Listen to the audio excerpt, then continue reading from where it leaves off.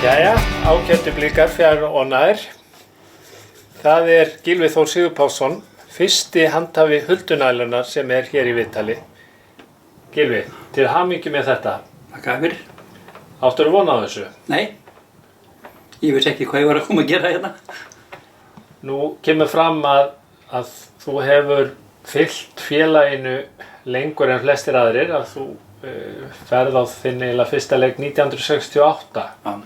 Segðu okkur aðeins frá þessum fyrstu árum þínum í kringum félagið.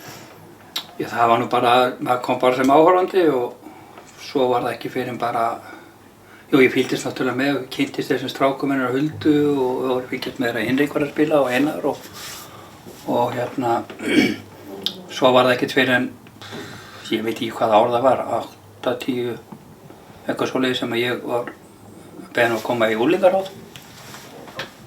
og starfaði við það var í því einhver 2 ár eitthvað svoleiðis og endaði síðan í kvennaráði, meistaraflokk kvenna. Það var það þegar við stofnuðum gull- og silfurmótið og ég held ég hef verið þar einhver 3-4 ár og síðan fór ég í aðalstjórn. En völlin fer ég alltaf á. Það alveg sama hvort ég í stjórn eða ekki sko.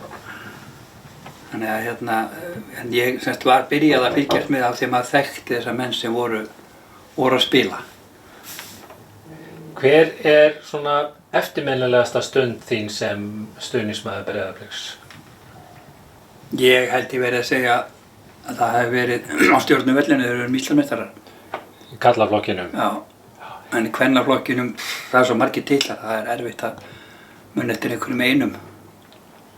Ég man ekki eftir sérstökum sko. Það svo margir.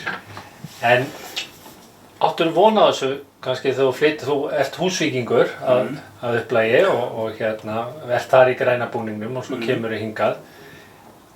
Hefði þið grunað þetta árið 1968 að við yrðum í þessari stöðu eins og við erum núna? Nei. Ég var ekkert mikill áhuga maður um fótbolta sko, þegar ég flytti suður. Ég var náttúrulega völsungur en ég var ekkert ekkert að fylgjast með fótbolta. Maður fór einstaka sinnum, það var svona gamalt malavöllur út á Höfða sem kallað var. Og þá var Eiður Guðjónsson langjafi Heiðs Smára.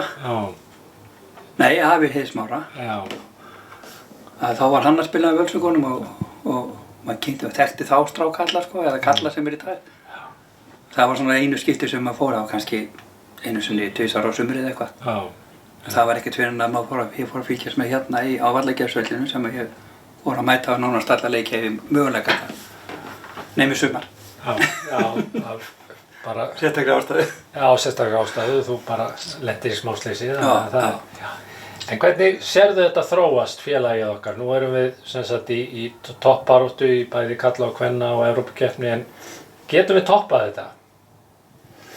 Já, við getum náttúrulega orðið Íslandsmeistarar í bæði karla- og kvennaflokki og bikarmeistarar líka. Mitt félagi hefur alla burði til þess, myndi ég segja, með frábæra þjálfara. Veit náttúrulega ekki hvað með kvennaflokkin en karlaflokki og efniviðurinn frábær. Þetta þarf eitthvað að styrkja, það eins og alltaf bæði stelpunum og sérstaklega stelpunum. Og ég sé ekki því til fyrirstöðu að Breiðablik verði bara hér með sko, alla titla sem í boði bara eftir 1-2 ár. Ég get því séðan og maður sjá þetta í yngri flokkunum og ég ekki mikið að horfa á það núna þá erum við að ná að Íslandsmeistaratitlum ég veit ekki hvað mörgum flokkum núna bara sem komið þannig að það bara bjartframöndan ekkert annað og svo náttúrulega sjá þessa aðstöðu hérna og maður bara stoltur. Þetta stoltur bliki, Gylfi Þór Sigurpálsson, fyrsti handhafi Huldunælunar, bara hjartanlega til hamingju og bara vonandi fáum við að sjá þig á vellinum bara næstu 70 árin líka. Já, allavega 20. Allavega 20. Bara til hamingju. Takk.